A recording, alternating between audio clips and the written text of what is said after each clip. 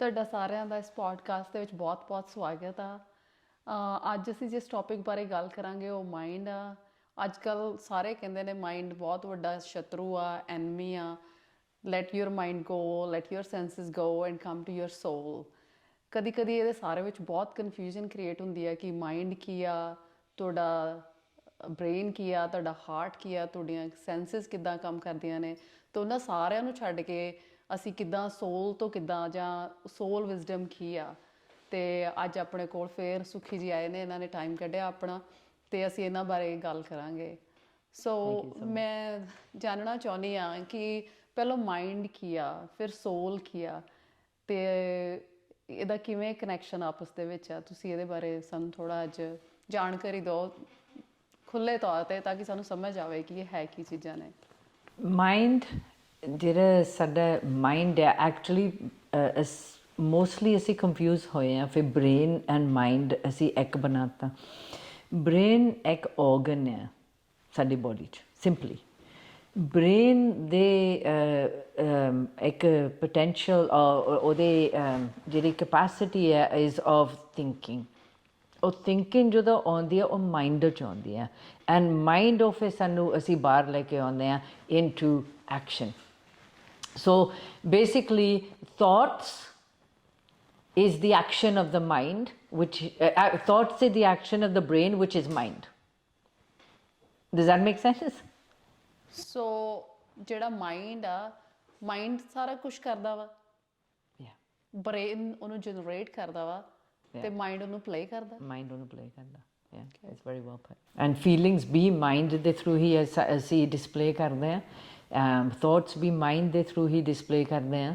ਤੋ ਮਨ basically is then the mind. ਤੇ ਫਿਰ ਸੋਲ ਕੀ ਹੈ? ਸੋਲ ਹੈ ਰੂਹ ਸਾਡੀ, ਜਿਹੜੀ ਅਸੀਂ ਕੌਨਸ਼ੀਅਸਨੈਸ ਕਹਿ ਦਿੰਦੇ ਹਾਂ, ਰੂਹ ਕਹਿੰਦੇ ਹਾਂ, ਸੋਲ ਕਹਿੰਦੇ ਆ ਉਹ ਜਿਹੜੇ ਸਾਡੇ ਉਹ ਐਗਜ਼ਿਸਟੈਂਸ ਸਾਡੇ ਅੰਦਰ ਹੈ, ਜਿਹੜੀ ਇਜ਼ ਐਕਚੁਅਲੀ ਸਾਡੀ ਟਰੂ ਸੈਲਫ ਹੈ। ਤੇ ਮਾਈਂਡ ਤੇ ਸੋਲ ਦਾ ਆਪਸ 'ਚ ਕੀ ਕਨੈਕਸ਼ਨ ਆ? ਉਹਨਾਂ ਇਹ ਕਿਉਂ ਕਹਿੰਦੇ ਆ ਵੀ let go of your mind, ਜੇ ਤੁਸੀਂ ਸੋਲ ਵਿਜ਼ਡਮ 'ਚ ਜਾਣਾ ਵਾ ਜਾਂ ਤੁਸੀਂ ਸਪਿਰਿਚੁਅਲਿਟੀ 'ਤੇ ਜਾਣਾ ਵਾ ਜਾਂ ਰੱਬ ਨੂੰ ਪਾਉਣਾ ਵਾ? ਇਹ ਬਹੁਤ ਕਨਫਿਊਜ਼ਿੰਗ ਆ ਜੇ ਕਿ ਇਹ ਸਾਰਾ ਚੱਕਰ ਕੀ ਆ। ਬਿਕਾਜ਼ ਸੋਲ ਦੀ ਜਿਹੜੀ ਇੱਕ ਇੰਟੈਲੀਜੈਂਸ ਹੈ, ਇੱਕ ਵਿਜ਼ਡਮ ਹੈ, and soul basically is God consciousness. ਜਿੱਦਾਂ ਅਸੀਂ ਰੱਬ ਦੇ ਨਾਲ ਰੱਖੋ ਨਾ, ਉਹ ਸੋਲ ਦੇ ਨਾਲ ਹੀ ਹੋ ਸਕਦੇ ਆ। ਜਿਹੜੀ ਡਿਸਟਰੈਕਸ਼ਨ ਹੈ ਉਹ ਮਾਈਂਡ ਆ। ਜਿਹੜੇ ਸਾਨੂੰ ਸੋਲ ਦੀ ਵਿਜ਼ਡਮ ਤੋਂ ਪਰੇ ਰੱਖਦਾ ਉਹ ਮਾਈਂਡ ਆ। ਮਾਈਂਡ ਸੋਚ ਉਹ ਫੀਲਿੰਗਸ ਜਾਂ ਆਊਟਵਰਡ ਕਨੈਕਸ਼ਨ, ਜਿਹੜੇ ਕੋਈ ਵੀ ਸਾਡੇ ਤੋਂ ਬਾਹਰ ਜਿਹੜੀ ਕੋਈ ਸਟਿਮੂਲੇਸ਼ਨ ਜਾਂ ਕਨੈਕਸ਼ਨ ਆ, ਉਹ ਮਾਈਂਡ ਦੇ ਜ਼ਰੀਏ ਆਉਂਦੀ ਹੈ। ਜਦੋਂ ਅਸੀਂ ਸੋਲ ਨਾਲ ਕਨੈਕਟ ਕਰਨਾ, ਅਸੀਂ ਇਨਵਰਡ ਜਾਣਾ ਹੁੰਦਾ। ਸੋ mind is ਸਟਿਮੂਲੇਟਿਡ from outside, sole the connection ਹੈ ਅੰਦਰ। That is the difference.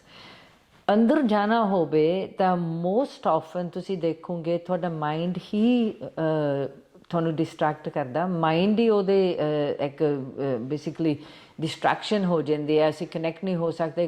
ਕਈ ਆ ਕੇ ਸਾਡੇ ਸਿਮਰਨ ਸੰਗਤ 'ਚ ਕਹਿੰਦੇ ਆ, ਫਿਰ ਅਸੀਂ ਬਹਿਣਾ ਚਾਹੁੰਦੇ ਹਾਂ ਪਰ ਸਾਡੀ ਸੋਚ ਆ ਜਾਂਦੇ ਆ ਜਿਹੜੇ ਇੱਕ ਸਾਲ 'ਚ ਅਸੀਂ ਸੋਚਿਆ ਨਹੀਂ ਸੀਗਾ, ਇੱਕ ਸੈਕਿੰਡ 'ਚ ਜਦੋਂ ਅਸੀਂ ਬਹਿੰਦੇ ਹਾਂ ਉਹ ਸਾਰੇ ਸੋਚ ਆ ਜਾਂਦੇ ਆ ਮੋਰੇ। ਉਹ ਮਾਈਂਡ ਆ। ਮਾਈਂਡ ਫਿਰ ਇਸ ਗੱਲੋਂ ਫਿਰ ਸਾਨੂੰ ਪਤਾ ਲੱਗਦਾ ਉਹ ਸ਼ਤਰੂ। ਪਰ ਫਿਰ ਜਿਹੜੇ ਅਸੀਂ ਬਾਹਰ ਦੇ ਕੰਮ ਕਰਨੇ ਆ ਉਹ ਕਿੱਦਾਂ ਕਰਨੇ ਆ? ਫਿਰ ਮਾਈਂਡ ਨੂੰ ਇਹ ਕਿੱਦਾਂ ਦੱਸਣਾ ਕਿ ਤੂੰ ਆਪਣਾ ਬਿਜ਼ਨਸ ਮਾਈਂਡ ਕਰ? ਨੋ, ਮਾਈਂਡ ਨੂੰ ਤੁਸੀਂ ਇਹ ਨਹੀਂ ਦੱਸਣਾ, ਤੁਸੀਂ ਆਪ ਹੀ ਇਹ ਕਰਨਾ। ਜੇ ਤੁਸੀਂ ਮਾਈਂਡ ਨੂੰ ਇੱਕ ਐਕਸਟਰਨਲੀ ਤੁਸੀਂ ਕਹੀ ਜਾਓਗੇ ਆਪਣਾ ਬਿਜ਼ਨਸ ਮਾਈਂਡ ਕਰ, the mind is going to come back stronger. ਉਹ ਸਟਰੋਂਗਰ ਆਊਗਾ ਬਿਕਾਜ਼ ਇਹ ਈਗੋ ਦੇ ਨਾਲ ਲਿੰਕਡ ਹੈ। ਜਿਹੜਾ ਮਾਈਂਡ ਆ ਡਾਇਰੈਕਟਲੀ ਈਗੋ ਦੇ ਨਾਲ ਲਿੰਕਡ ਆ, ਤਾਂ ਈਗੋ ਹੀ ਕੰਟਰੋਲ 'ਚ ਆਉਂਦਾ ਸਾਡੀ ਲਾਈਫ ਦੀ। ਈਗੋ ਇਜ਼ ਕਾਮ, ਕ੍ਰੋਧ, ਲੋਭ, ਮੋਹ, ਹੰਕਾਰ, ਐਂਡ ਮਾਈਂਡ ਉਹਨੂੰ ਖਿਲਾਉਂਦਾ ਆ। ਸੋ ਜੇ ਤੁਸੀਂ ਕਹੀ ਜਾਓਗੇ ਮਾਈਂਡ ਬੇਸਿਕਲੀ, ਜੇ ਤੁਸੀਂ ਸੋਲ ਤੋਂ ਆਉਂਦੇ ਆ, if you are functioning from the soul, ਜੇ ਤੁਸੀਂ ਰੂਹ ਦੇ ਨਾਲ ਕਨੈਕਟਿਡ ਆ, ਤੁਸੀਂ ਸ਼ਾਂਤ ਆ, ਯੂ ਆਰ ਕਾਮ, ਯੂ ਆਰ ਕਨੈਕਟਿਡ, ਇੱਕ ਸਟੈਡਫਾਸਟਨੈਸ ਆ ਆਪਣੇ ਅੰਦਰ। ਈਵਨ ਦੋ ਤੁਸੀਂ ਬਾਹਰਲੀ ਦੁਨੀਆ ਦਾ ਕੰਮ ਕਰ ਰਹੇ ਆ, momentary you can have little bit up and down. ਜਦੋਂ ਹਾਰਟ ਮੋਨੀਟਰ ਨਹੀਂ ਹੁੰਦਾ, ਜਦੋਂ ਚੈੱਕ ਕਰ ਰਿਹਾ, ਪਰ ਬਹੁਤ ਅਪ ਐਂਡ ਡਾਊਨ ਨਹੀਂ ਹੁੰਦੇ। like a little bit of like this, but internally ਤੁਸੀਂ ਰੱਬ ਦੇ ਨਾਲ connected ਰਹਿੰਦੇ ਆ। ਇਹ soul consciousness ਹੈ। ਜਦੋਂ ਤੁਸੀਂ externally all the time focused ਆ ਤਾਂ ਤੁਸੀਂ ਹਰੇਕ ਚੀਜ਼ ਨਾਲ hijack ਹੋ ਜਾਂਦੇ ਆ ਬਹੁਤ ਜ਼ਿਆਦਾ, and ਤੁਹਾਡਾ center ਹਿਲ ਜਾਂਦਾ for extreme times, ਉਹ ਤੁਸੀਂ mind ਦੇ ਨਾਲ related ਆ। ਤਾਂ ਆਪਣੇ ਆਪ ਨੂੰ ਸੈਂਟਰ 'ਚ ਕਿੱਦਾਂ ਮੁੜ ਕੇ ਲਿਆਉਣਾ, ਪਹਿਲਾਂ ਤਾਂ ਇੱਕ क्षण 'ਚ ਤੁਹਾਨੂੰ ਪਤਾ ਹੋਣਾ ਚਾਹੀਦਾ I'm off center। ਮੇਰੀ ਅਵੇਅਰਨੈਸ, ਆਪਣੀ ਅਵੇਅਰਨੈਸ ਲੈ ਕੇ ਆਉਂ ਮੁੜ ਕੇ, ਫਿਰ ਮੇਰਾ ਇੱਕ ਜਿਹੜਾ ਬੈਲੈਂਸ ਹਿੱਲ ਗਿਆ। ਪਰ ਉਹ ਕਿੱਦਾਂ ਲੈ ਕੇ ਆਉਣੀ ਆ, ਉਹੀ ਤੇ ਪਤਾ ਨਹੀਂ ਲੱਗਦਾ ਉਦੋਂ ਇੱਕ ਅਵੇਅਰਨੈਸ ਰਿਮੈਂਬਰੈਂਸ ਹੋਣੀ ਚਾਹੀਦੀ ਹੈ। ਫਿਰ ਪਹਿਲਾਂ ਤਾਂ ਅਸੀਂ ਮਹਿਸੂਸ ਕਰੀਏ ਫਿਰ ਸੈਂਟਰ ਕੀ ਹੈ, what is center, that is soul connection ਹੈ ਨਾ। ਉਹ ਅਸੀਂ ਕਿੱਦਾਂ ਮਹਿਸੂਸ ਕਰੂੰਗੇ, ਆਪਣੀ ਮੈਡੀਟੇਸ਼ਨ, ਆਪਣੀ ਸਿਮਰਨ, ਆਪਣੇ ਅੰਦਰ ਦਾ ਠਹਿਰਾਓ ਵਧਾਉਣਾ। ਤਾਂ ਉਹ ਆ ਸਕਦਾ ਫਿਰ meditation and Simran and consciousness ਵਧਾ ਕੇ। ਜਦੋਂ ਅਸੀਂ ਉਹ ਐਕਸਪੀਰੀਅੰਸ ਕਰ ਲੈਂਦੇ ਹਾਂ, ਐਂਡ ਇੱਕ ਇਹ ਨਹੀਂ ਹੈਗਾ ਫਿਰ ਜਸਟ ਐਕਸਪੀਰੀਅੰਸ ਕਰਕੇ ਉਹਨੂੰ ਲੂਜ਼ ਕਰ ਲੈਣਾ, ਉਹ ਇੱਕ ਪਾਰਟ ਆਫ ਆਰ ਨੇਚਰ ਅਸੀਂ ਬਣਾ ਲੈਂਦੇ ਹਾਂ। ਤੋ ਐਲੀਵੇਟਿਡ ਸਟੇਟਸ ਆਫ ਕੌਨਸ਼ੀਅਸਨੈਸ ਹੋ ਜਾਂਦੀ ਹੈ। ਸੋ ਫੋਰ ਐਗਜ਼ਾਮਪਲ ਜਦੋਂ ਅਸੀਂ ਬਹੁਤ ਰੈਫਰੈਂਸ ਦਿੰਦੇ ਹਾਂ to the scale of awareness, scale of consciousness. I'm not sure if we're still back to your question, but ਥੋੜ੍ਹੇ ਜਿਹੇ ਇਹ ਐਕਸਪਲੇਨ ਕਰ ਦਿੰਦੇ, ਫਿਰ ਇਹਦੇ ਰੈਫਰੈਂਸ ਪੁਆਇੰਟ ਈਜ਼ੀ ਹੋ ਜਾਊਗੇ। ਜਿਹੜੇ ਮਾਈਂਡ ਦਾ ਜਿਹੜੇ ਕੰਮ ਹੈ is fear, apathy, guilt, shame, and up to integrity of mind ਬਹੁਤ ਸਟਰੋਂਗ ਹੁੰਦਾ। ਇੰਟੈਗਰਿਟੀ ਹੁੰਦੇ ਜਦੋਂ ਅਸੀਂ ਇੱਕਦਮ ਸੱਚਾਈ 'ਚ ਰਹਿੰਦੇ ਹਾਂ, ਉੱਥੇ ਉਹਦੇ ਥੱਲੇ ਮਾਈਂਡ ਦਾ ਬਹੁਤ ਜ਼ਿਆਦਾ ਕੰਮ ਹੁੰਦਾ ਹੈ ਐਂਡ ਸਟਰੋਂਗ ਹੁੰਦਾ ਮਾਈਂਡ। ਜਦੋਂ ਅਸੀਂ ਅਬਵ ਹੋਣ ਲੱਗ ਜਾਂਦੇ ਆ, ਜਿਹਦੇ ਪਿਆਰ 'ਚ ਆ ਜਾਂਦੇ ਆ, ਅਨਕੰਡੀਸ਼ਨਲ ਲਵ 'ਚ ਆ ਜਾਂਦੇ ਆ, ਉਹ ਫਿਰ ਸੋਲ ਅਵੇਕਨ ਹੋਣ ਲੱਗ ਜਾਂਦੀ ਹੈ ਐਂਡ ਉਹ ਸਟੇਟ ਹੋ ਜਾਂਦੀ ਹੈ। ਵੀ ਵਾਂਟ ਟੂ ਨੋ ਅਸੀਂ ਸਟੇਟ 'ਚ ਕਿਹੜੇ ਰਹਿੰਦੇ ਹਾਂ, ਵਿਚ ਸਟੇਟ ਆ ਵੀ ਇਨ। ਉਹ ਸਟਿਮੂਲੇਸ਼ਨ ਬਾਹਰੋਂ ਨਹੀਂ ਹੋਣੀ ਚਾਹੀਦੀ, ਉਹ ਸਾਡੀ ਇੱਕ ਇੰਟਰਨਲ ਸਟੇਟ ਹੈ। ਜਦੋਂ ਸਾਨੂੰ ਪਤਾ ਆ ਅਸੀਂ ਇੱਕ internal state of love, unconditional love ਹੈ ਨਾ, that basically ਸਾਨੂੰ ਪਤਾ ਉਹ ਸਾਡਾ ਸੈਂਟਰ ਆ, ਉਹ ਸਾਡਾ ਇੱਕ steadfastness ਆ। then how do we know ਅਸੀਂ ਹਿੱਲ ਗਏ ਉੱਤੋਂ? you know because ਤੁਹਾਨੂੰ ਫੀਲਿੰਗ ਜਿਹੜੀ I'm not stable, I'm not good, ਜਾਂ ਜਿਹੜਾ ਮੇਰਾ ਮਾਈਂਡ ਹਾਈਜੈਕ ਹੋ ਗਿਆ ਹੁਣ now, ਮੈਂ ਐਨਜ਼ਾਈਟੀ ਜਾਂ ਡਿਪਰੈਸ਼ਨ ਜਾਂ ਫੀਅਰ ਉਹ ਸਾਰਾ ਮੇਰੇ ਅੰਦਰ ਉੱਠ ਖੜਿਆ। ਜਦੋਂ ਉਹ ਅਵੇਅਰਨੈਸ ਆਪਣੇ ਆਪ ਵਿੱਚ ਲਿਆਉਣੀ ਹੈ, ਫਿਰ ਆਈ ਐਮ ਆਫ ਸੈਂਟਰ, ਫਿਰ ਬਹੁਤ ਕੁਇਕਲੀ ਤੁਸੀਂ ਮਾਈਂਡ ਨੂੰ ਕਹਿ ਸਕਦੇ no this is not where I want to be, ਇਹ ਮੇਰਾ ਨੈਚੁਰਲ ਸਟੇਟ ਨਹੀਂ ਹੈ, ਦਿਸ ਇਜ਼ ਆਰਟੀਫਿਸ਼ਲੀ ਸਟਿਮੂਲੇਟਿਡ ਬਾਹਰੋਂ। ਮੇਰਾ ਨੈਚੁਰਲ ਸਟੇਟ ਕੀ ਹੈ? Unconditional love, and we come back there. Now initially ਇਹ ਕਹਿਣਾ ਬਹੁਤ ਸੌਖਾ ਆ। ਜੇ ਅਸੀਂ ਕਹਿ ਦਈਏ ਇੱਕਦਮ ਤੁਸੀਂ ਆ ਮਹਿਸੂਸ ਕਰੋ ਮੈਡੀਟੇਸ਼ਨ ਕਰਕੇ ਐਂਡ ਤੁਸੀਂ ਜ਼ੈਨ 'ਚ ਆ ਜਾਓ, ਐਂਡ ਦੈਨ ਇੱਕਦਮ ਕੋਈ ਬਹੁਤ ਜ਼ਿਆਦਾ ਮੁਸ਼ਕਿਲ ਸਿਚੁਏਸ਼ਨ ਆ ਜਾਏ, ਇੱਕਦਮ ਤੁਸੀਂ ਨਹੀਂ ਕਰ ਸਕਦੇ। ਫਿਰ ਤੁਸੀਂ ਇੱਕਦਮ ਉਹਨੂੰ ਫੀਲ ਨਹੀਂ ਕਰਨਾ, ਮਹਿਸੂਸ ਨਹੀਂ ਕਰਨਾ। ਤੁਸੀਂ ਕਹਿਣਾ ਨੋ ਇਹ ਤਾਂ ਕਹਿਣਾ ਸੌਖਾ ਆ, ਇਹ ਨਹੀਂ ਹੁੰਦਾ। ਬਟ ਜਦੋਂ ਤੁਸੀਂ ਲੌਂਗ ਟਾਈਮ ਲਈ ਉਸ ਸਟੇਜ 'ਚ ਰਹਿਣਾ ਸਿੱਖ ਲਿਆ, ਔਰ ਤੁਸੀਂ ਆਪਣੀ ਇੱਕ ਲੈਵਲ ਆਫ ਕੌਨਸ਼ੀਅਸਨੈਸ ਵਧਾ ਲਈ ਹੈ, ਫਿਰ ਤੁਹਾਨੂੰ ਬਹੁਤ ਛੇਤੀ ਪਤਾ ਲੱਗ ਜਾਂਦਾ this I am off centre, this is not me, I am off centre. And ਤੁਸੀਂ ਆਪਣੇ ਆਪ ਨੂੰ ਉੱਥੇ ਲਿਆ ਸਕਦੇ ਹੋ ਬਹੁਤ ਛੇਤੀ। ਉਹ ਇੱਕ ਗਰੋਥ ਹੈ, ਤੁਸੀਂ ਕਹਿ ਸਕਦੇ। ਹਾਂਜੀ, ਮੈਂ ਇਹੀ ਕਹਿਣ ਲੱਗੀ ਸੀ ਕਿ ਜਿਹੜਾ ਆਮ ਇਨਸਾਨ ਆ, ਜਦੋਂ ਆਪਾਂ ਆਪਣੇ ਇਹਨੇ ਮਸਲਿਆਂ ਵਿੱਚ ਉਲਝੇ ਆ, ਕੰਮ ਦੇ ਵਿੱਚ ਆ, ਮੈਨੂੰ ਤਾਂ ਲੱਗਦਾ ਉਦੋਂ ਬੰਦੇ ਨੂੰ ਪਤਾ ਹੀ ਨਹੀਂ ਹੁੰਦਾ, ਉਹ ਤਾਂ ਬਸ ਮਾਈਂਡ ਦੇ ਅਕੋਰਡਿੰਗਲੀ ਪਲੇ ਕਰ ਰਿਹਾ ਹੁੰਦਾ।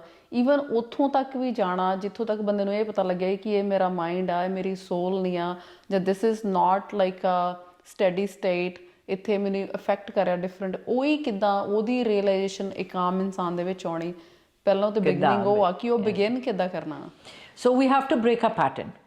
ਜਿੱਦਾਂ ਹੁਣ ਅਸੀਂ ਐਵਰੀਡੇ ਲਾਈਫ ਵਿੱਚ ਸਟਕ ਆ, ਅਸੀਂ ਉੱਠ ਕੇ ਕੰਮ 'ਤੇ ਗਏ, ਘਰ ਆਏ, ਖਾਣਾ ਪੀਣਾ ਬਣਾਇਆ, ਸੌਂ ਗਏ, ਉਹ ਬੇਸਿਕਲੀ ਇੱਕ ਪੈਟਰਨ ਅਸੀਂ ਬਣਾ ਲਿਆ ਆਪਣਾ। ਜੇ ਅਸੀਂ ਕੋਈ ਵੀ ਚੇਂਜ ਲੈ ਕੇ ਆਉਣੀ ਆ, ਪਹਿਲਾਂ we have to break the pattern. ਉਸ ਪੈਟਰਨ 'ਚ ਇੱਕ ਬ੍ਰੇਕ ਆਉਣੀ ਚਾਹੀਦੀ ਹੈ। ਤਾਂ ਬ੍ਰੇਕ ਅਸੀਂ ਕਿੱਦਾਂ ਕਹਿੰਦੇ, ਉਸ ਪੈਟਰਨ 'ਚ ਬ੍ਰੇਕ ਲਿਆਓ, ਤੁਸੀਂ ਸੰਗਤ ਸ਼ਾਮਲ ਹੋ, ਸੰਗਤ ਸ਼ਾਮਲ ਹੋ ਜਿੱਥੇ ਤੁਹਾਨੂੰ ਇੱਕਦਮ ਮਹਿਸੂਸ ਹੋ ਦ difference between everyday life and spiritual connection. ਜਦੋਂ ਤੁਸੀਂ ਸੰਗਤ 'ਚ ਆਉਂਦੇ ਆ ਜਾਂ ਮੈਡੀਟੇਸ਼ਨ ਕਰਦੇ ਆ, ਤੁਸੀਂ ਇੱਕਦਮ ਉਹ ਸਟਿਲਨੈਸ 'ਚ ਆ ਜਾਂਦੇ ਆ, ਤੁਸੀਂ ਰੀਅਲਾਈਜ਼ ਕਰਦੇ ਆ ਫਿਰ ਕਿ this is a part of my true essence, ਇਹ ਮੇਰੀ ਇੱਕ ਰਿਐਲਿਟੀ ਹੈ। ਪਰ ਇਹ ਕਿੱਥੋਂ ਆਉਂਦੀ ਹੈ ਐਕਸਪੀਰੀਅੰਸ ਹੋ ਜਾਂਦਾ ਹੈ ਇੱਕ। ਨਹੀਂ, ਜਿਵੇਂ ਹੁਣ ਇੱਕ ਇੰਨੀ ਦੁਨੀਆ ਵਾ, ਕਿੰਨੇ ਕੁ ਲੋਕ ਨੇ ਜਿਹੜੇ ਮੈਡੀਟੇਸ਼ਨ ਕਰਦੇ ਨੇ ਜਾਂ ਜਿਹੜੇ ਇਸ ਪਾਥ ਤੇ ਆ, ਫਿਰ ਉਹ ਜਿਹੜੀ ਇਹ ਵਿਜ਼ਡਮ ਆਉਣੀ ਆ ਇਹ ਵੀ ਸੋਚਣ ਦੀ ਕਿ ਜਿਵੇਂ ਤੁਸੀਂ ਕਿਹਾ ਆਪਣਾ ਤੁਸੀਂ ਬ੍ਰੇਕ ਕਰੋ ਪੈਟਰਨ ਨੂੰ, ਉਹ ਕਿੱਥੋਂ ਆਉਣੀ ਆ? ਉਹ ਲਾਈਕ ਨੈਚੁਰਲੀ ਕਿਸੇ ਵਿੱਚ ਆਉਣੀ ਆ, ਸਾਰਿਆਂ 'ਚ ਨਹੀਂ ਆਉਣੀ? ਉਹ ਕਿਹਨੂੰ ਪਤਾ ਲੱਗਣਾ ਵਾ ਕਿ ਜਿਹਦੇ ਆਉਣੀ ਆ ਆ ਹੀ ਜਾਣੀ ਆ, ਇਹਦੇ 'ਚ ਸੋਚਣ ਦੀ ਲੋੜ ਨਹੀਂ? I think sometimes I'm a great believer in when the student is ready, the teacher appears. ਜਦੋਂ student ready ਹੈ, ਕੋਈ ਨਾ ਕੋਈ ਜ਼ਰੀਆ ਆ ਜਾਂਦਾ ਹੈ ਉਹਨਾਂ ਦੇ ਸਾਹਮਣੇ, ਕੋਈ ਨਾ ਕੋਈ ਬਹਾਨਾ ਬਣ ਜਾਂਦਾ ਆ ਜਿੱਥੇ ਉਹਨਾਂ ਨੂੰ ਜਿੱਦਾਂ ਕੋਈ ਫਰੈਂਡ ਦੱਸ ਦੂਗਾ, ਫਿਰ ਉੱਥੇ ਸੰਗਤ ਹੋ ਰਹੀ ਹੈ ਜਾਂ ਮੈਡੀਟੇਸ਼ਨ ਹੋ ਰਹੀ ਹੈ, ਉੱਥੇ ਜਾਏ ਜਾਂ ਉਹਨਾਂ ਨੇ ਅੰਦਰੋਂ ਆਵਾਜ਼ ਆਉਣ ਲੱਗ ਜਾਂਦੀ ਹੈ, ਸਮਥਿੰਗ ਇਜ਼ ਮਿਸਿੰਗ। ਸਾਰਾ ਕੁਛ ਹੈ, ਕੰਮ ਵੀ ਹੈ, ਪੈਸਾ ਵੀ ਹੈ, ਫੈਮਿਲੀ ਵੀ ਹੈ, ਪਰ ਮੈਂ ਅੰਦਰੋਂ ਸ਼ਾਂਤ ਨਹੀਂ ਹੈ ਜਾਂ ਕੋਈ ਕਮੀ ਮਹਿਸੂਸ ਹੋ ਰਹੀ ਹੈ। ਉਹਨੂੰ ਅੰਦਰੋਂ ਆਵਾਜ਼ ਆਉਣ ਲੱਗ ਜਾਂਦੇ ਆ, ਐਂਡ ਜਦੋਂ ਅੰਦਰੋਂ ਆਵਾਜ਼ ਆਉਣ ਲੱਗ ਜਾਂਦੇ ਫਿਰ ਉਹ ਸਰਚ ਕਰਨ ਲੱਗ ਜਾਂਦੇ ਆ। And a lot of times ਉਹ ਫਿਰ ਆਪਣੇ ਰਿਲੀਜੀਅਸ ਮਾਡਲ ਦੇ ਹਿਸਾਬ ਨਾਲ ਉੱਥੇ ਜਾਓਗੇ ਐਂਡ ਸੇਕਰਡ ਸਕ੍ਰਿਪਚਰਸ ਔਰ ਉਹਨਾਂ ਦੇ ਧਾਰਮਿਕ ਗ੍ਰੰਥ ਉਹਨਾਂ 'ਚ ਦੇਖਣ ਲੱਗ ਜਾਓਗੇ ਪਹਿਲਾਂ, ਐਂਡ ਜਾਂ ਗੁਰਦੁਆਰੇ ਸਾਹਿਬ, ਮੰਦਰ, ਮਸਜਿਦ, ਮਸੀਤ ਜਾਓਗੇ, ਚਰਚ 'ਚ ਜਾਓਗੇ ਉਹਨਾਂ ਦੇ ਰਿਸਪੈਕਟਿਵ ਰਿਲੀਜਨ ਦੇ ਮੁਤਾਬਿਕ। ਜਦੋਂ ਉਹਨਾਂ ਦੇ ਫਿਰ ਵੀ ਗੱਲ ਨਹੀਂ ਬਣ ਰਹੀ, ਫਿਰ ਉਹ ਦੇਖਦੇ ਆ ਫਿਰ ਸਮਥਿੰਗ ਡੀਪਰ, ਐਂਡ ਫਿਰ ਉਹ ਮੈਡੀਟੇਸ਼ਨ ਨਾਲ ਤੁਰਦੇ ਆ, ਫਿਰ ਦਿਸ ਸਮਥਿੰਗ ਡੀਪਰ ਇਨਸਾਈਡ, ਮੇਰੇ ਇਹ ਗੱਲ ਨਹੀਂ ਬਣ ਰਹੀ ਹਜੇ, and then they want to go deeper inside. Some ਕਈ ਹੁੰਦੇ ਆ ਫਿਰ ਇੱਕ ਆਦਤ ਬਣ ਜਾਂਦੀ ਹੈ ਦੁੱਖ 'ਚ ਰਹਿਣਾ ਐਂਡ ਸਟਰਗਲ ਕਰਨਾ, ਮਾਈਂਡ ਤੋਂ ਫੋਕਸ ਕਰਨਾ, ਐਂਡ ਉਹ ਇੱਦਾਂ ਹੀ ਜ਼ਿੰਦਗੀ ਕੱਢ ਲੈਂਦੇ ਆ। ਕਈ ਹੁੰਦੇ ਉਹ ਪੈਟਰਨ ਬ੍ਰੇਕ ਕਰ ਲੈਂਦੇ ਆ, ਕੋਈ ਨਾ ਕੋਈ ਬਹਾਨਾ ਆ ਜਾਂਦਾ ਉਹਨਾਂ ਦੇ ਸਾਹਮਣੇ ਜਿਹੜਾ ਉਹਨਾਂ ਨੂੰ ਦੇ ਕੈਂਟ ਹੈਲਪ ਇਟ, ਉਹਨਾਂ ਦਾ ਪੈਟਰਨ ਜਾਂ ਬ੍ਰੇਕ ਹੋ ਜਾਂਦਾ ਜਾਂ ਉਹ ਅੰਦਰੋਂ ਮਹਿਸੂਸ ਕਰਦੇ ਆ ਖੁਦ ਬ੍ਰੇਕ ਕਰਦੇ ਆ, ਐਂਡ ਉਹ ਸਪਿਰਿਚੁਅਲ ਪਾਥ 'ਤੇ ਤੁਰ ਪੈਂਦੇ ਆ। So it's different for everybody, but I think ਜੇ ਅਸੀਂ ਇੱਕ ਘਰ 'ਚ ਇਹ ਇੱਕ ਪ੍ਰੈਕਟਿਸ ਬਣਾ ਲਈਏ, ਇੱਕ ਸਪਿਰਿਚੁਅਲ ਇੱਕ ਧਾਰਮਿਕ ਪ੍ਰੈਕਟਿਸ ਚਾਹੀਦੀ ਹੈ ਹਰੇਕ ਘਰ 'ਚ, ਹਰੇਕ ਬੱਚੇ ਨੂੰ ਚਾਹੀਦੀ ਹੈ। ਫਿਰ ਵਾਈ ਟੂ ਵੇਟ ਫॉर ਬਹੁਤ ਮੁਸ਼ਕਿਲ ਟਾਈਮ ਜਾਂ ਜਦੋਂ ਮਾਈਂਡ ਬਹੁਤ ਆਊਟ ਆਫ ਕੰਟਰੋਲ ਹੋ ਗਿਆ। ਮਾਈਂਡ ਆਊਟ ਆਫ ਕੰਟਰੋਲ ਕਿਹਨੂੰ ਕਹਿੰਦੇ? ਐਂਜ਼ਾਈਟੀ, ਡਿਪਰੈਸ਼ਨ, ਸਟ੍ਰੈਸ ਤਾਂ ਅਸੀਂ ਨੋਰਮਲ ਬਣਾਤਾ ਨਾ ਇੱਥੇ, ਸੋ ਆਊਟ ਆਫ ਕੰਟਰੋਲ ਅਸੀਂ ਕਹਿੰਦੇ ਐਂਜ਼ਾਈਟੀ ਐਂਡ ਡਿਪਰੈਸ਼ਨ।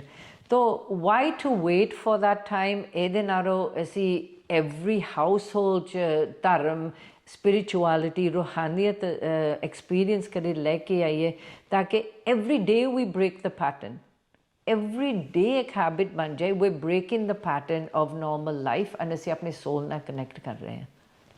ਸੋ ਕਿਹੜੀਆਂ ਟੈਕਨੀਕਸ ਨੇ ਜਿਹੜੀਆਂ ਅਸੀਂ ਯੂਜ਼ ਕਰ ਸਕਦੇ ਹਾਂ ਕਿ ਸਾਨੂੰ ਪਤਾ ਲੱਗੇ ਕਿ ਇਹ ਹੁਣ ਸਾਡਾ ਮਾਈਂਡ ਆ, ਕਿ ਸਾਡੀ ਸੋਲ ਦੀ ਵੋਇਸ ਆ? ਜੇ ਸਪੋਜ਼ ਅਸੀਂ ਉਹ ਪੈਟਰਨ ਬ੍ਰੇਕ ਕਰਨਾ ਵਾ, ਸੋ ਕੀ ਆਪਾਂ ਯੂਜ਼ ਕਰ ਸਕਦੇ ਹਾਂ ਉਹਦੇ ਲਈ? ਕਿ ਜਿਵੇਂ ਲਾਈਕ ਜਦੋਂ ਆਪਾਂ ਕਹਿ ਰਹੇ ਸੀ ਕਿ ਹੁਣ ਵੋਇਸ ਆ, ਇਹ ਮਾਈਂਡ ਆਈਡੈਂਟੀਫਾਈ ਕਿੱਦਾਂ ਆਈਡੈਂਟੀਫਾਈ ਤੁਸੀਂ ਚੱਲ ਪਏ ਜੇ ਕਿਹੜੀਆਂ ਟੈਕਨੀਕਸ ਨੇ ਜਿਹੜੀਆਂ ਆਪਾਂ ਯੂਜ਼ ਕਰ ਸਕਦੇ ਹਾਂ ਉਹਦੇ ਲਈ? ਸੋ ਟੀਚਰ, ਸੰਗਤ ਬਹੁਤ ਜ਼ਰੂਰੀ ਹੈ। ਇੱਕ ਡੇਲੀ ਮੈਥਡ ਸਾਨੂੰ ਚਾਹੀਦਾ ਹੈ ਜਿਹਦੇ 'ਤੇ ਅਸੀਂ ਮੈਡੀਟੇਸ਼ਨ ਕਰ ਰਹੇ ਹਾਂ ਜਾਂ ਅਸੀਂ ਕਨੈਕਟ ਕਰ ਰਹੇ ਹਾਂ ਆਪਣੇ ਆਪ ਨਾਲ, ਉਹ ਡੇਲੀ ਬਹੁਤ ਜ਼ਰੂਰੀ ਹੈ।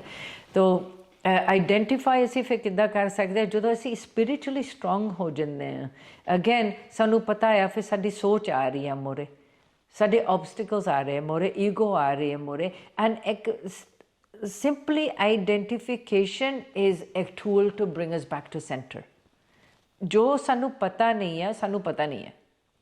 ਮੋਮੈਂਟ 'ਚ ਅਸੀਂ ਉੱਥੇ ਅਵੇਅਰਨੈਸ 'ਚ ਆ ਜਾਏ, ਸਾਨੂੰ ਉਹ ਪਤਾ ਲੱਗ ਜਾਏ ਅਸੀਂ ਹੀ ਅਬਨੋਰਮਲ ਬਿਹੇਵ ਕਰ ਰਹੇ ਹਾਂ ਜਾਂ ਅਬਨੋਰਮਲ ਫੀਲ ਕਰ ਰਹੇ ਹਾਂ, ਉਹ ਅਵੇਅਰਨੈਸ ਹੋ ਗਈ। ਉੱਥੋਂ ਫਿਰ ਫਸਟ ਪੁਆਇੰਟ ਆਫ ਚੇਂਜ, ਅਸੀਂ ਆਪਣੇ ਆਪ ਨੂੰ ਸੈਂਟਰ 'ਚ ਲਿਆ ਸਕਦੇ ਹਾਂ। ਇਹ ਸੋਚ ਹੀ ਸਾਨੂੰ ਸੈਂਟਰ 'ਚ ਲਿਆ ਸਕਦੀ ਹੈ, ਜਾਂ ਫਿਰ ਅਸੀਂ ਉੱਥੋਂ ਮੈਡੀਟੇਸ਼ਨ ਸ਼ੁਰੂ ਕਰਦੇ ਹਾਂ, ਜਾਂ ਫਿਰ ਅਸੀਂ ਇੱਕ ਪ੍ਰੈਕਟਿਸ ਸ਼ੁਰੂ ਕਰੋਗੇ, ਜਾਂ ਅਸੀਂ ਇਕੱਲੇ ਬਹਿ ਕੇ ਆਪਣਾ ਧਿਆਨ ਕਰੋਗੇ ਅੰਦਰ, but then we bring up back self back to centre. So ਤੁਹਾਡੇ ਕਹਿਣ ਦਾ ਮਤਲਬ ਕਿ ਟੀਚਰ ਮਸਟ ਆ, ਟੀਚਰ ਤੋਂ ਬਿਨਾਂ ਤੁਸੀਂ ਇਸ ਪਾਥ ਤੇ ਅੱਗੇ ਨਹੀਂ ਜਾ ਸਕਦੇ? ਯਾ ਆਈ ਥਿੰਕ ਸੋ।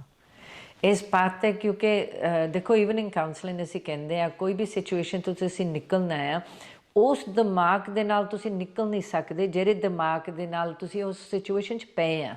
ਮਤਲਬ ਸੈਕੰਡ ਪਰਸਨ ਚਾਹੀਦਾ ਆ ਤੁਹਾਨੂੰ ਹੈਲਪ ਕਰਨ ਨੂੰ ਉਸ ਸਿਚੁਏਸ਼ਨ 'ਚੋਂ ਨਿਕਲਣ ਨੂੰ। You can talk it out, ਉਹਦੇ ਪ੍ਰੋਸੈਸ ਚੱਲਦੀ ਹੈ। ਪਰ ਬਹੁਤ ਸਾਰੀਆਂ ਸਿਚੁਏਸ਼ਨ ਆਪਾਂ ਨਿਕਲਦੇ ਹਾਂ ਆਪਣੇ ਆਪ। ਬਹੁਤ ਸਾਰੇ situations depends on the situation ਹੈ ਨਾ। ਜੇ ਅਸੀਂ ਉਹ ਸੋਚ ਕੇ ਨਿਕਲ ਸਕਦੇ ਹਾਂ, ਲਾਈਕ ਇੱਕ ਮੈਥਡ ਅਸੀਂ ਲੱਭ ਲਈਏ ਉਹਦੇ, ਨਿਕਲ ਸਕਦੇ ਹਾਂ।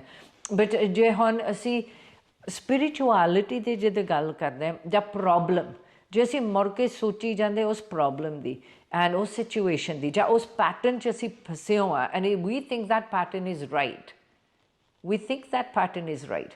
ਇੱਕ second person ਸਾਨੂੰ ਚਾਹੀਦਾ says why don't you try this way in normal life ਹੈ ਨਾ। ਤਾਂ ਇੱਕ ਸਾਨੂੰ different perspective ਮਿਲ ਜਾਂਦੀ ਹੈ। On the spiritual path ਇੱਕ guru and teacher is actually different. Teacher ਜਿਹੜਾ ਉਹ ਤੁਹਾਨੂੰ book knowledge ਦੇਊਗੇ and information ਦੇਊਗੇ, value ਉਹਦੀ। ਜਿਹੜੇ ਗੁਰੂ ਆ ਉਹ ਮੋਸਟਲੀ ਤੁਹਾਡੇ ਜਿਹੜੇ ਟਰਾਂਸਫਰਮੇਸ਼ਨ ਉਹ ਆਪਣਾ ਇੱਕ ਰਿਸਪੋਂਸਿਬਿਲਿਟੀ ਬਣਾ ਲੈਂਦੇ ਆ। ਐਂਡ ਮੋਸਟਲੀ ਜਿਹੜੇ ਗੁਰੂ ਆ ਸਾਡੇ ਦੁੱਖ ਵੀ ਲੈ ਲੈਂਦੇ ਆ ਐਂਡ ਉਹ ਐਕਸਪੀਡਾਈਟਿਡ ਪ੍ਰੋਸੈਸ ਹੋ ਜਾਂਦੀ ਆ ਸਾਡੇ ਲਈ ਸਪਿਰਿਚੁਅਲੀ ਕਨੈਕਟ ਹੋਣ ਨੂੰ। So that's the difference between a guru and a teacher. But ਇਸ ਪਾਥ 'ਤੇ ਸਪਿਰਿਚੁਅਲ ਪਾਥ 'ਤੇ ਗੁਰੂ ਦੀ ਜ਼ਰੂਰਤ ਹੈ। ਫਿਰ ਇਹ ਕਿੱਦਾਂ ਪਤਾ ਲੱਗੇ ਕਿ ਕਿਹੜਾ ਗੁਰੂ ਆ ਹੁਣ? ਕਿਉਂਕਿ ਕਈ ਵਾਰੀ ਬਹੁਤ ਸਾਰੇ ਗੁਰੂ ਹੋਣਗੇ, ਕਈ ਵਾਰੀ ਤੁਹਾਨੂੰ ਕੋਈ ਗੁਰੂ ਵੀ ਨਹੀਂ ਮਿਲੂਗਾ। ਤੇ ਆਪਾਂ ਨੂੰ ਕਿੱਦਾਂ ਪਤਾ ਲੱਗੂਗਾ ਵੀ ਰਾਈਟ ਕੀ ਆ ਤੇ ਰੋਂਗ ਕੀ ਆ? ਫਿਰ ਹਾਊ ਟੂ ਡਿਸਾਈਡ ਕਿ ਇਹੀ ਗੁਰੂ ਆ ਜਿਹੜਾ ਮੈਨੂੰ ਅੱਗੇ ਲੈ ਕੇ ਜਾ ਸਕਦਾ ਜਾਂ ਨਹੀਂ ਜਾ ਸਕਦਾ? I think that's a great question and I think distinction ਕੀ ਤੁਸੀਂ ਪਹਿਲਾਂ ਕਰ ਸਕਦੇ, ਉਹਨਾਂ ਨੂੰ ਤੁਹਾਨੂੰ ਤੇ ਕੋਈ ਮਤਲਬ ਨਾ ਹੋਏ, ਕੋਈ ਪੈਸਿਆਂ ਦਾ ਲਾਲਚ ਨਾ ਹੋਏ, ਕੋਈ ਆਪਣੇ ਫੇਮ ਔਰ ਸ਼ੋਹਰਤ ਦੇ ਗੱਲ ਨਾ ਹੋਏ, if that's the right word.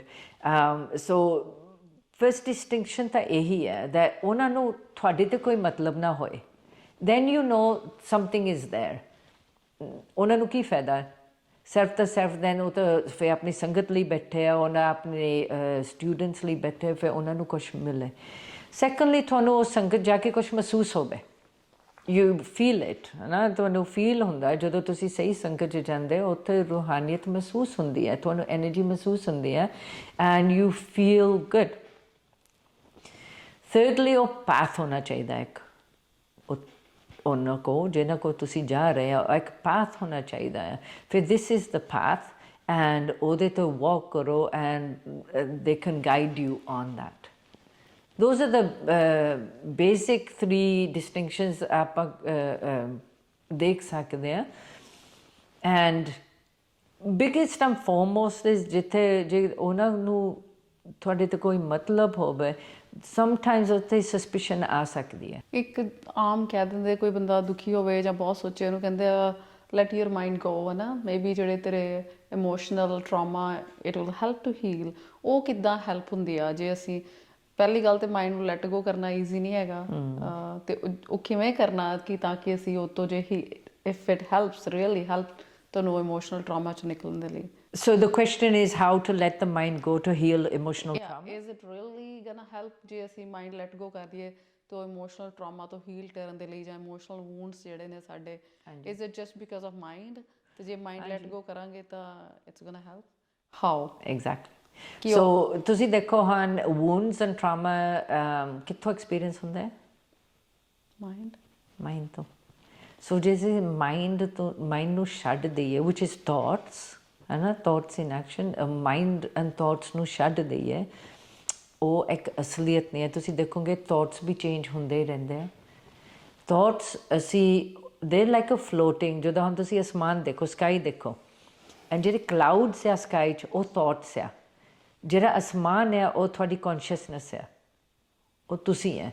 ਉਹ ਥੋਟਸ ਜਿਹੜੇ ਕਲਾਊਡਸ ਆ ਉਹ ਮੂਵ ਹੁੰਦੇ ਰਹਿੰਦੇ ਆ। ਪ੍ਰੋਬਲਮ ਉਦੋਂ ਹੁੰਦੀ ਹੈ ਜੇ ਸਕਾਈ ਉਹ ਕਲਾਊਡ ਨੂੰ ਫੜ ਕੇ ਬਹਿ ਜਾਏ, ਕਹਿੰਦੇ ਤੂੰ ਹੀ ਅਸਲੀਅਤ ਆ, I am not anything, sky ਤਾਂ ਕੁਛ ਨਹੀਂ ਹੈ ਐਂਡ ਕਲਾਊਡ ਹੀ ਸਾਰਾ ਕੁਛ ਹੈ। ਹੋ ਸਕਦਾ ਜਦੋਂ ਅਸੀਂ ਇਮੋਸ਼ਨਲ ਟਰਾਮਾ 'ਚ ਬਹਿ ਜਾਂਦੇ ਹਾਂ, ਤਾਂ trauma and drama as a result ਹੋ ਜਾਂਦਾ ਹੈ। ਅਸੀਂ ਸਾਡੇ ਨੈਚੁਰਲ ਸਟੇਟ ਜਿਹੜੀ ਰੂਹ ਹੈ, ਜਿਹੜੀ ਕੌਨਸ਼ੀਅਸਨੈਸ ਹੈ, ਉਹਨੂੰ ਭੁੱਲ ਜਾਂਦੇ ਹਾਂ and so for example the sky, and ਜਿਹੜੇ ਥੋਟਸ ਆ ਉਹਨੂੰ ਇੱਕ ਅਸਲੀਅਤ ਬਣਾ ਲੈਂਦੇ ਆ ਆਪਣਾ, ਉਹਨੂੰ ਪਕੜ ਕੇ ਬਹਿ ਜਾਂਦੇ ਆ, ਐਂਡ ਅਸੀਂ ਉਹ ਥੋਟਸ ਬਣ ਜਾਂਦੇ ਆ। we become those thoughts, and ਉੱਥੇ ਇੱਕ ਪ੍ਰੋਬਲਮ ਬਹਿ ਜਾਂਦੀ ਹੈ। ਸੋ ਇੱਕ ਰਿਮਾਈਂਡਰ ਹੋਣਾ ਚਾਹੀਦਾ, we need to create space between our true self and the thoughts। ਅਸੀਂ ਉਹ ਸੋਚ ਨਹੀਂ ਹੈ, ਉਹ ਸੋਚ ਆ ਰਹੀ ਹੈ, ਜਾ ਰਹੀ ਹੈ, ਐਂਡ ਉਹਨੂੰ ਵਾਚ ਕਰੋ ਐਜ਼ ਅ ਟ੍ਰਾਂਜ਼ੀਐਂਟ ਕਲਾਊਡ, ਉਹ ਪਾਸ ਹੋ ਰਿਹਾ।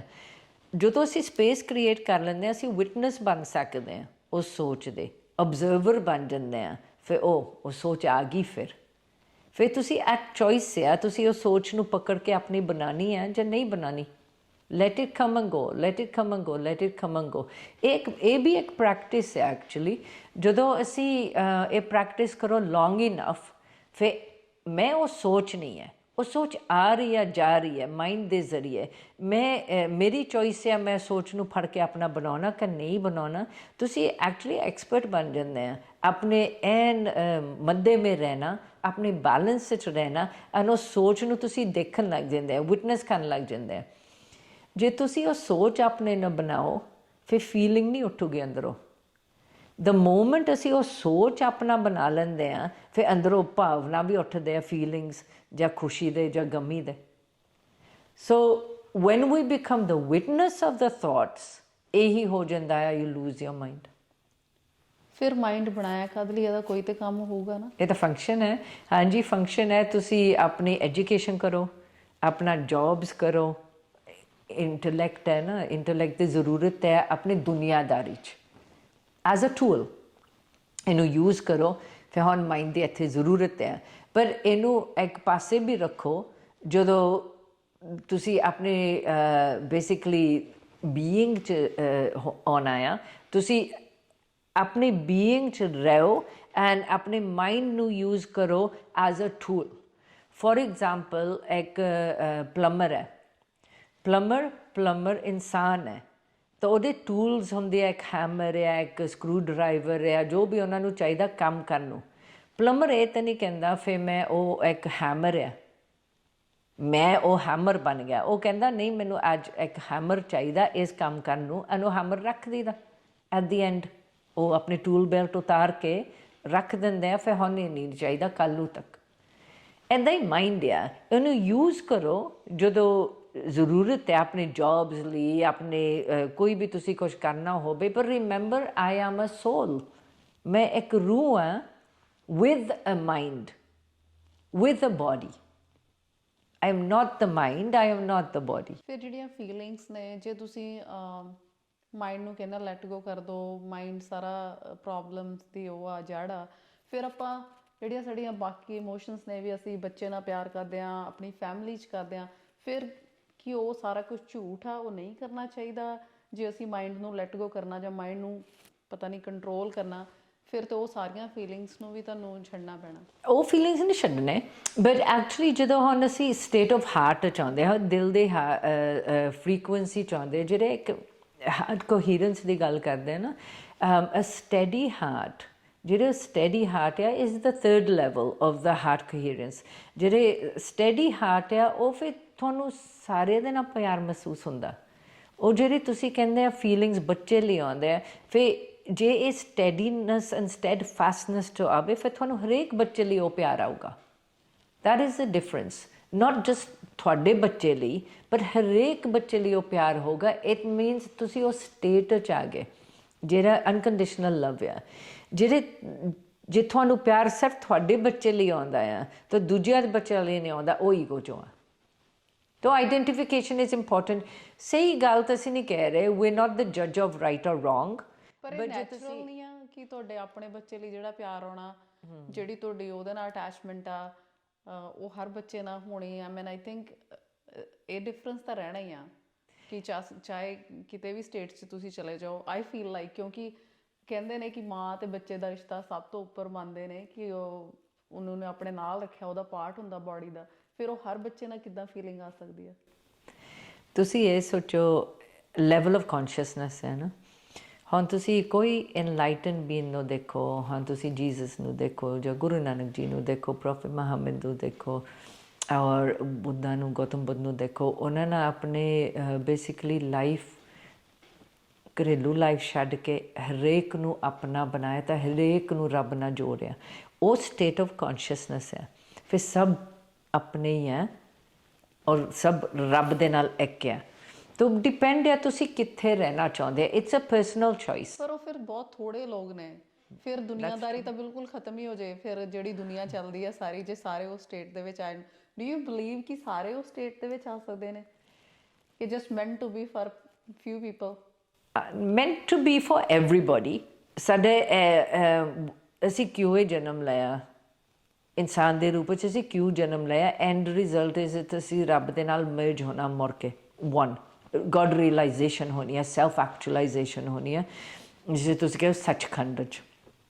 ਪਰ ਇਸ ਲਾਈਫ 'ਚ ਹੋਗਾ ਕਿ ਨਹੀਂ, ਉਹ ਬੇਸਿਕਲੀ ਡਿਪੈਂਡਸ ਅਸੀਂ ਚੂਜ਼ ਕੀ ਕਰਦੇ ਹਾਂ ਇਸ ਲਾਈਫ ਵਿੱਚ। ਸੋ ਇਹ ਜਿਹੜੇ ਇਹ ਚੋਇਸ ਹੈ ਆਪਣੀ। ਐਕਚੁਅਲੀ ਅਸੀਂ ਜਾਗਣਾ ਚਾਹੁੰਦੇ ਇਸ ਲਾਈਫ 'ਚ, ਨਹੀਂ ਜਾਗਣਾ ਚਾਹੁੰਦੇ, ਬੇਹੋਸ਼ੀ 'ਚ ਜ਼ਿੰਦਗੀ ਜੀਣੀ ਹੈ, ਤਾਂ ਉਹ ਇਟ ਇਜ਼ ਬੇਸਿਕਲੀ ਆ ਮੇਰਾ, ਆ ਤੁਹਾਡਾ, ਹੁਣ ਇਹ ਬੱਚੇ ਮੇਰੇ ਆ, ਇਹ ਮੇਰੇ ਨਹੀਂ ਹੈ। ਜੇ ਅਸੀਂ ਰੱਬ ਦੇ ਨਾਲ ਇੱਕ ਜੁੜ ਜਾਂਦੇ ਹਾਂ, ਫਿਰ ਵੀ ਸੀ ਗੋਡ ਇਨ ਐਵਰੀਬਡੀ, ਐਂਡ ਸਾਰੇ ਆਪਣਾਪਨ ਨਹੀਂ ਹੋ ਜਾਂਦਾ ਆ। ਫਿਰ ਮੈਂ ਤੂੰ ਨਹੀਂ ਰਹਿੰਦੀ, ਵੀ ਆਰ ਵਨ। ਤੇ ਜਦੋਂ ਆਪਾਂ ਇਸ ਪਾਥ 'ਤੇ ਤੁਰਦੇ ਹਾਂ, ਜਦੋਂ ਸਾਨੂੰ ਸਮਝ ਆਉਣੀ ਥੋੜ੍ਹੀ ਸ਼ੁਰੂ ਹੋ ਜਾਂਦੀ ਆ, ਕਿਹੜੀਆਂ ਮਿਸਕਨਸੈਪਸ਼ਨਸ ਜਿਹੜੀਆਂ ਨੇ ਆ ਸਕਦੀਆਂ ਨੇ, ਜਿੱਥੇ ਸਾਨੂੰ ਲੱਗੇ ਕਿ ਲੂਜ਼ਿੰਗ ਮਾਈਂਡ ਜਾਂ ਸਪਿਰਿਚੁਅਲ ਵਿਜ਼ਡਮ ਦੇ ਵਿੱਚ ਜਾਣਾ, ਕਿ ਆਪਾਂ ਉੱਥੇ ਆ ਕੇ, ਜਿਵੇਂ ਤੁਸੀਂ ਕਹਿੰਦੇ ਈਗੋ ਵਿੱਚ ਆ ਜਾਂਦੀ ਹੈ ਕਈ ਵਾਰੀ, ਫਿਰ ਉੱਥੇ ਆਪਾਂ ਕਿੱਦਾਂ ਡਿਸਟਿੰਕਟ ਕਰਨਾ ਉਹਨਾਂ ਚੀਜ਼ਾਂ ਦੇ ਵਿੱਚ? ਜਦੋਂ ਅਸੀਂ ਇਸ ਪਾਥ 'ਤੇ ਤੁਰਦੇ ਹਾਂ, ਪਹਿਲਾਂ ਤਾਂ ਜਦੋਂ ਅਸੀਂ ਮਾਈਂਡ ਨੂੰ ਰੀਅਲਾਈਜ਼ ਕਰ ਲਿਆ, ਫਿਰ ਮਾਈਂਡ ਹੈ।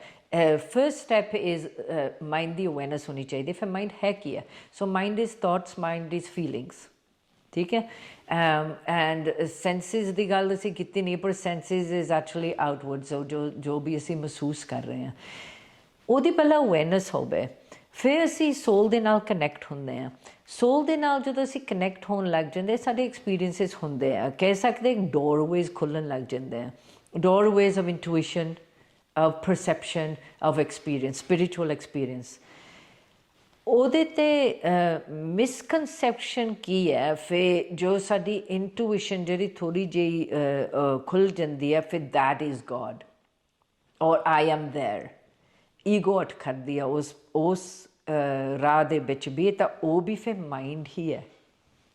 ਜਦੋਂ ਈਗੋ ਅਟ ਕਰ ਦਿੰਦੇ ਨਾ ਉਸ ਰਾਹ 'ਤੇ, ਉਹ ਵੀ ਮਾਈਂਡ ਆ। ਅਸੀਂ ਸੋਚਦੇ ਹਾਂ ਫਿਰ ਨੋ, ਦੈਟ ਇਜ਼ ਨਾਟ ਮਾਈਂਡ। ਸੋ ਤੁਰ ਹੀ ਜਾਣਾ, ਐਵਰੀ ਸਟੇਟ ਔਰ ਸਟੇਜ ਦੇ ਥਰੂ ਲੰਘਣਾ ਆ।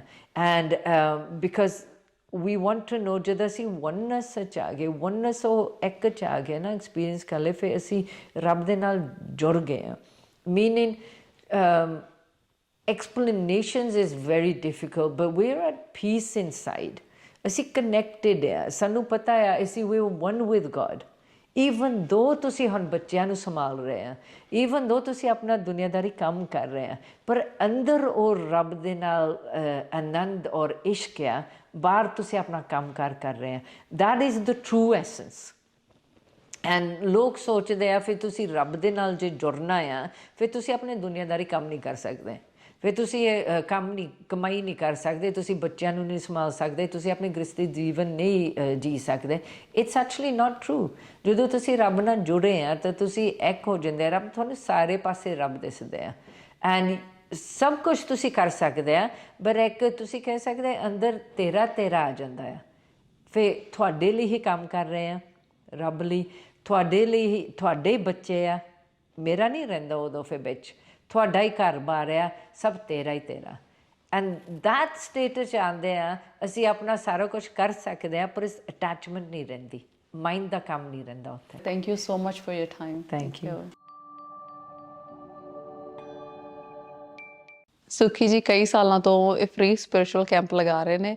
ਜੇ ਤੁਸੀਂ ਵੀ ਇਹ ਕੈਂਪ ਅਟੈਂਡ ਕਰਨਾ ਚਾਹੁੰਦੇ ਹੋ, ਡਿਸਕ੍ਰਿਪਸ਼ਨ ਦੇ ਵਿੱਚ ਉਹਨਾਂ ਦੀ ਕੰਟੈਕਟ ਇਨਫੋਰਮੇਸ਼ਨ ਆ, ਤੁਸੀਂ ਉੱਥੋਂ ਉਹਨਾਂ ਨਾਲ ਕੰਟੈਕਟ ਕਰ ਸਕਦੇ ਆ। ਇਹ ਕੈਂਪ ਬਹੁਤ ਵਧੀਆ ਨੇ, ਮੈਂ ਖੁਦ ਪਰਸਨਲੀ ਅਟੈਂਡ ਕੀਤੇ ਨੇ, ਦੇ ਆਰ ਰੀਅਲੀ ਅਮੇਜ਼ਿੰਗ। ਬਹੁਤ ਸਾਰੇ ਲੋਕ ਆਉਂਦੇ ਨੇ, ਆਪਣੀਆਂ ਸਟੋਰੀ ਸ਼ੇਅਰ ਕਰਦੇ ਨੇ ਕਿ ਉਹਨਾਂ ਨੂੰ ਕਿੱਦਾਂ ਬੈਨੀਫਿਟ ਹੋਇਆ। ਸੋ ਜੇ ਤੁਹਾਡੀ ਲਾਈਫ ਦੇ ਵਿੱਚ ਵੀ ਕੋਈ ਚੈਲੰਜ ਆ ਜਾਂ ਨਹੀਂ ਵੀ ਆ, ਤੁਸੀਂ ਸਿਰਫ ਰੱਬ ਨੂੰ ਪਾਉਣਾ ਚਾਹੁੰਦੇ ਹੋ, ਤੇ ਤੁਸੀਂ ਪਲੀਜ਼ ਇੱਕ ਵਾਰੀ ਇਹ ਕੈਂਪ ਅਟੈਂਡ ਕਰੋ। ਇਹ ਸਾਰੇ ਫ੍ਰੀ ਕੈਂਪ ਨੇ, so I'm sure you are gonna benefit from it. Thank you.